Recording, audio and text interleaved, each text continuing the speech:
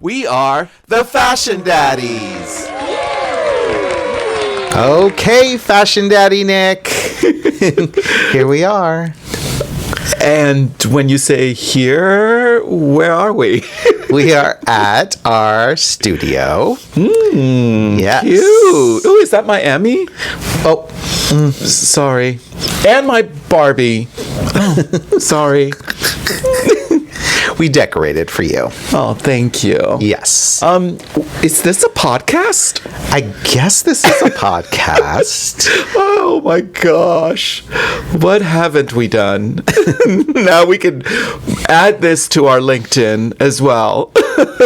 Yes, our inaugural podcast. Oh, very fancy. Yeah. It's a Fashion Daddies podcast? Fashion Daddies podcast. And what made you want to do that? Well, obviously we started out with Project Runway. Yes, we did. Yeah. And that was done. And we did it on Instagram and what's that called? That's TikTok? called TikTok. And the TikTok. And the TikTok. Right. Okay. So now we're going to bump it up. Bump it up. We're going to bump it up to the next level. Is that what the kids say?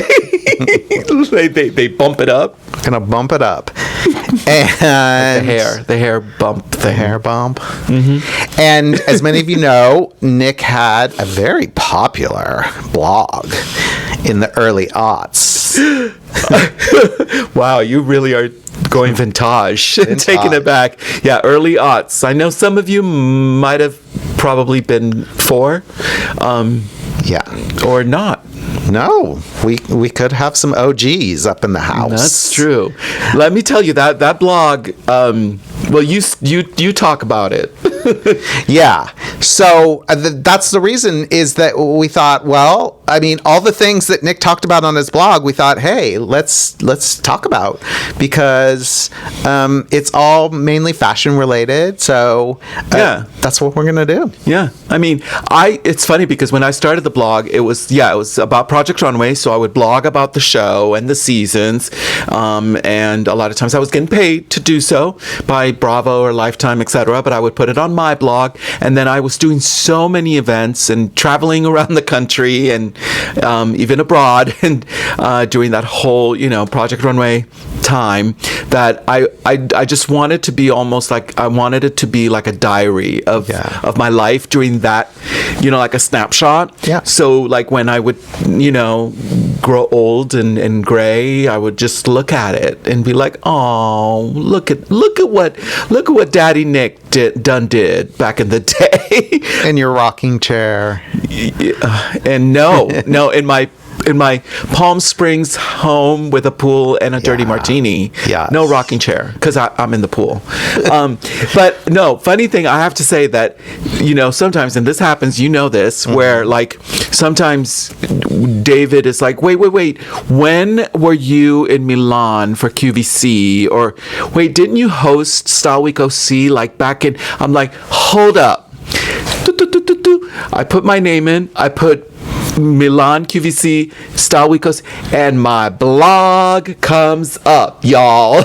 And so it's like literally it's become my Google go-to reference and Google reference. So thank goodness for that good old Blogspot. Yes. Blogspot.com. nickvarios.blogspot.com. Yeah.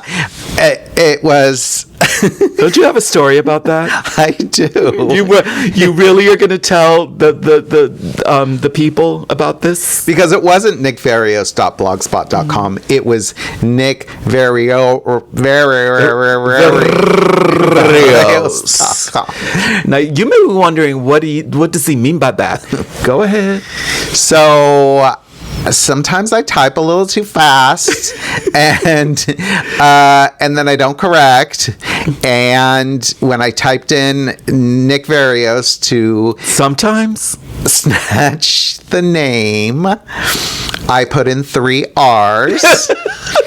And we didn't realize it for I don't know when we realized it, and we went to change it, and somebody had already taken Nick Verrios. My actual name with the 2 R's. So, my last name is Verr, just 2 R's, EOS. And Daddy David was very fast, and he just put VERRR. Anyhow, so somebody took my name. Nick Verrios. So that's why right now, but you can type my actual name, and the Nick Verrios.blogspot.com will come up, right? Okay, exactly. Yeah. All right. So, what are we going to talk about first? What do we want to talk about? Okay, so I think, speaking of mixing it up, changing it up, let's go on to another topic. Another topic which I always love to write about. I wrote. Oh my gosh. Yes. On my blog. And, besides blogging about Project Runway, I also blogged about the red carpet. Mm-hmm. And, of course, and I did a lot of the red carpets myself. You're a red carpet expert. I remember once they called you a red carpet expert on KTLA, and somebody was like, I want to be a red carpet expert. That sounds good. How do you get that title? Yeah. All right, so let's talk about red carpet for now. And we just had an exciting red carpet event, a gala, right? Yes. What was it? The Academy Museum Gala. It was the 5th annual, and all the stars came out. Most people call it the West Coast Met Gala because of its sort of private, exclusive way that, it's a fundraiser. There are no cameras. There's nobody inside that is filming or doing any of those things. And they bring out the fashion. I guess that's why the Met Gala. And that. Maybe not so avant-garde, except for somebody that I'm sure you're going to talk about. Yes. That was slightly avant-garde. Now, I have a question about the fundraising part of it, because I always see that, and I would see it with the Met, like, we raised $15 billion, and I'm like, no, those actors ain't paying for that. So who's paying? And I found out that it was the fashion houses that were paying for that, and they were inviting the celebrities who then they dressed to then sit at the table that was paid by Gucci. So then who is paying for the do you know? Like, I don't. Are you the know-it-all of this Academy Gala? Because I'm not going to tell you my sources, but I don't think that the actors are paying whatever the ticket quote-unquote ticket price was for that. I'm sure they're invited by to get the publicity, and they raised $12 million. I know that. I don't know who invites them, but my assumption, like a Gucci or a Balenciaga or Versace buys the table at the Met, there would be maybe Sony Pictures, Warner Brothers, okay, huge production companies, Blumhouse, Spielberg's production Got company. it. I mean, that's what I would assume. I don't know.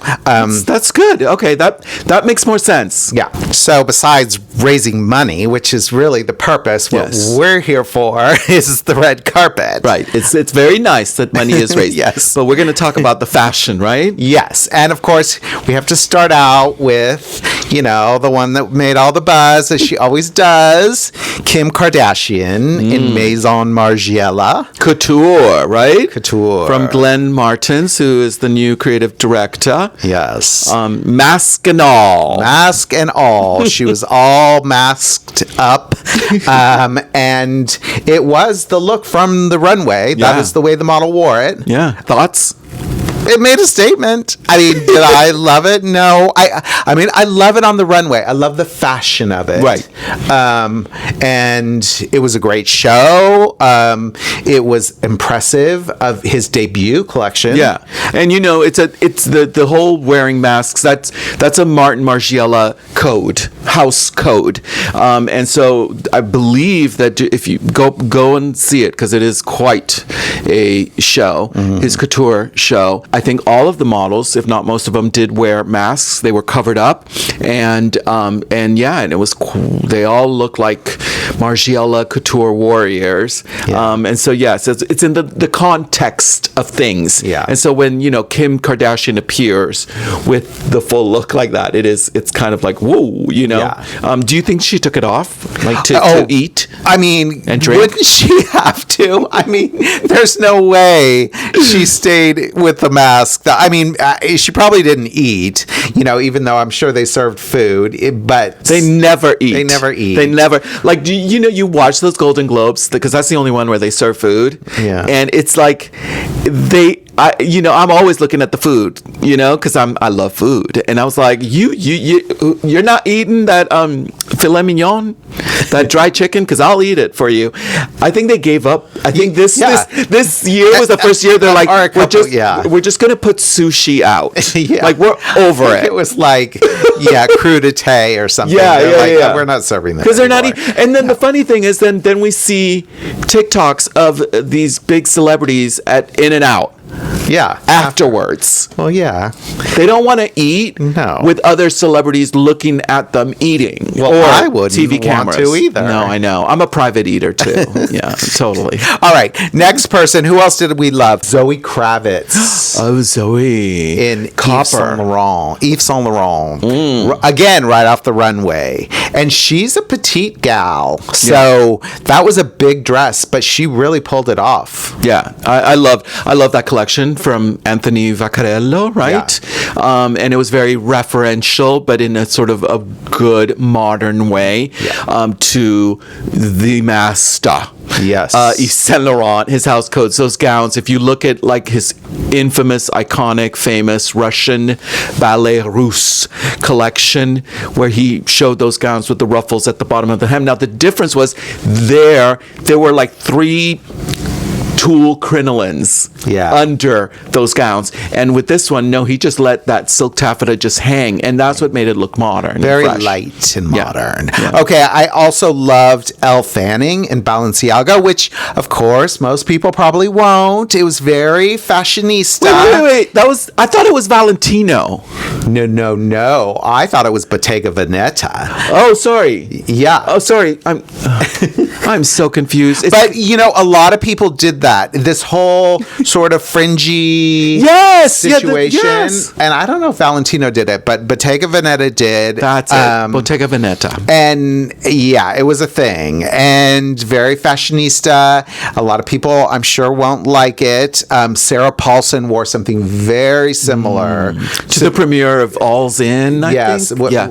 That show. The Ryan Murphy show. And people, didn't love that either. But I loved it. Yeah, it's a look, and again, hot off the runway. She's so great. She can pull off anything. Okay, so again, who did it?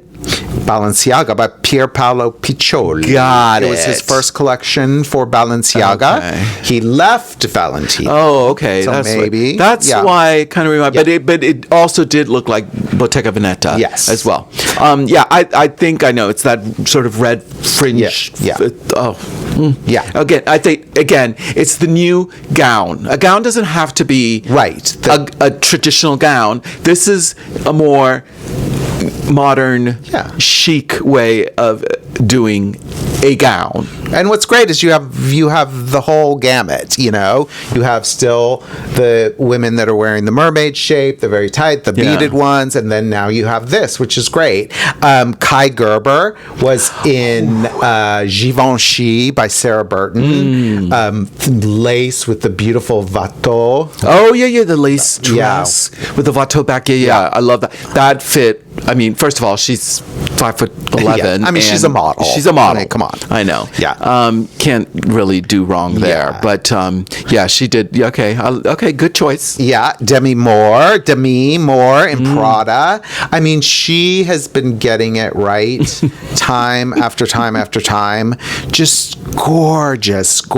Yeah. Just the ones where there's not a wrinkle in sight, and you wonder, like, how did she arrive without anything? Yeah, Like yeah. She was carried in on a cloud or something. A Mercedes party bus cloud. Yeah. I remember seeing that photo. Yeah. I mean, I loved it. It was one of my favorites. It was sort of asymmetrical. Yeah. But yeah, the corset was not a single wrinkle in sight. It was just like, again, it was perfection. Gorgeous. It was perfection. Okay, so now I'm going to mention somebody that's kind of unusual to mention. And I just saw the picture, and it was, I have to say her name because it's Lauren Miller Rogen, who is Seth Rogen's wife. I first saw her Mrs. Rogen. Mrs. Rogen. And I first saw her at the Primetime Emmy Awards, and she looked so gorgeous. And I was like, wow. And then I saw her again, and I was like, wow. And it is, I have to get my notes. Look at me. Get your notes. I'm not prepared No, with my get your notes. notes. What does she wear? This brand. You tell me. Okay, I'm gonna read it to you. It's Kuchuleli. Maybe if it's Gucci, Kuchuleli Shaheen. Yeah. It sounds half Italian, half Iranian. It's a New York City-based design house founded in 2016 by married duo Anna Rose Shaheen and Anthony Cuculelli or Cuculelli. Nice. Okay. Their collections are beautiful. Look them up. I mean, they've done quite a few collections. They actually put their prices on their website, and I think one of the coats was like $27,000. She's just clearly a fashionista, great. And what's interesting is that wives of celebrities, they don't always get to pick the best dresses. There aren't fashion houses that are running after them, giving them gowns, but yet they have to stand there amongst all these movie stars. Yeah. So for her to hold her own, to whether her stylist found this brand or whether she knew them or she's friends with them, I don't know. But she clearly saw this brand and realized, it was great. And their stuff is amazing. Like I said, it's expensive. I mean, $14,000 gowns, $24,000 coats. Yeah. Basically So it's all luxury. custom. It's a luxury brand. Yeah. And we must say, it's not just, wives of celebrities that may not get the first pickings or A-list, design houses or A-list stylists, but it's also the husbands of celebrities as well that may not. But I do think that they're getting a little more savvy, especially when they're showing up together for big events. And I have to note, I love Seth Rogen, the double-breasted.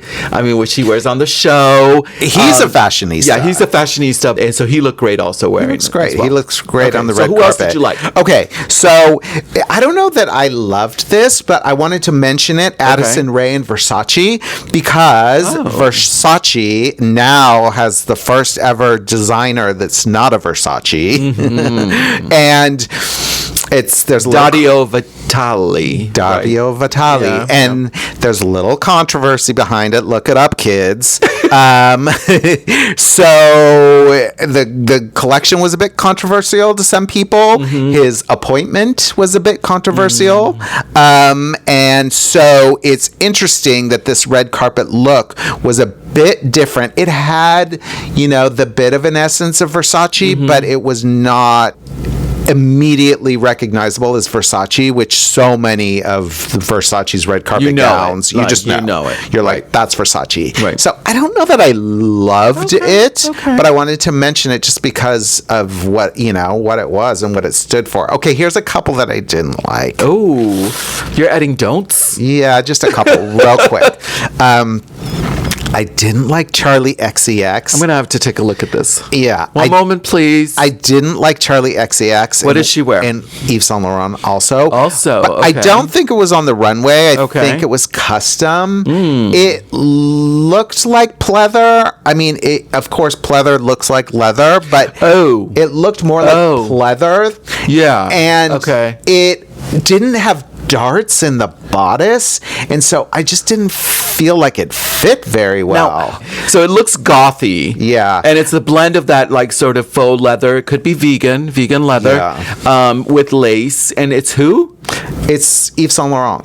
Oh, okay. Yeah. And it's not the gothiness that I don't like. It's Charli XCX. I just didn't like the dress. I didn't like. And I didn't think it fit great. I thought it looked kind of heavy. Yeah. It just sort of plops down there. And this it really isn't that bad. But Hailey Bieber in Schiaparelli. Oh, I just got to it. Yeah. I just the moire of the fabric. The fabric just explain what that is, Daddy David. Well, I don't know that I can explain exactly like the definition of moire, but it's sort of, a texture on a fabric. It's a weave. It's a weave, but it's like a wave. It looks like a wave. Yeah. A little bit blurry. Just Moire with an accent. Yeah. On the E, moire. And and when the light hit it, it didn't look great.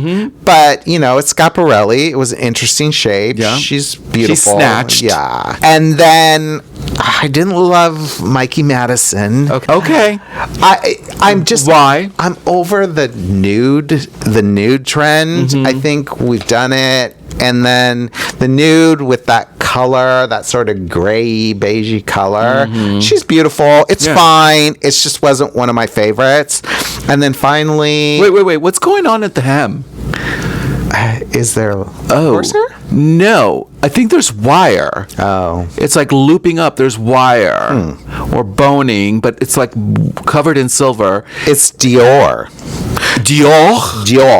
And lastly, and then I'll get off the negative tip, Dakota Fanning and Giorgio Armani.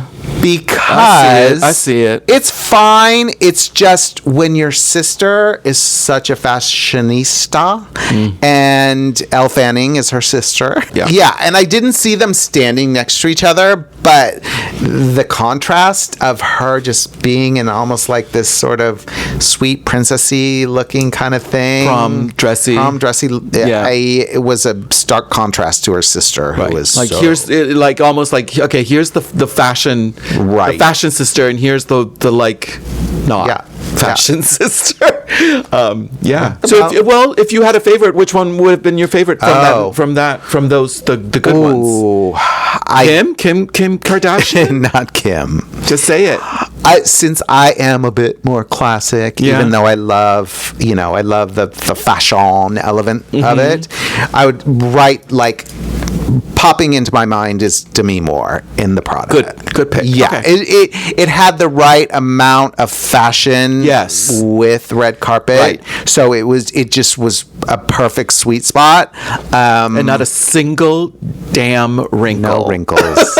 No wrinkles. So kudos to the fabric. Yeah. So congratulations to Brad Goreski and team. That's her stylist.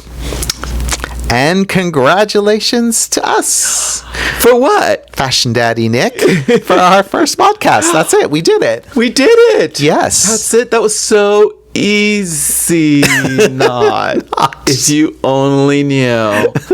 If the battery was gonna die one more time, we had some technical issues. I would commit some sort of technical violence. But besides that, don't forget to buy our new pattern making book. I hope you've all seen it. The basics of pattern making for fashion design. And where can they buy it? You can buy it on Amazon.com. And if you're interested in fashion, you look no further. It's all in there. 406, almost 500 pages, all color, illustrated, every single step. We're so proud of it. It's like, this is all you are going to need. Throw all the other old ones away. You're going to be so happy. And And stay tuned for the next podcast, hopefully coming soon, right? Yeah. What do you say? Like, share. Don't forget to like, share, and subscribe. Don't forget to like, subscribe, and share. To what? The Fashion Daddies podcast. Yes. We'll get it. We'll get it. Yeah. We have some Hey, to do. next time we're going to get some like really expensive batteries that last forever. Yeah. Bye. The Fashion Daddies is created and hosted by David Paul and Nick Varios. It's produced, edited, sound mixed, and scenic designed by David Paul. I'm just here to entertain.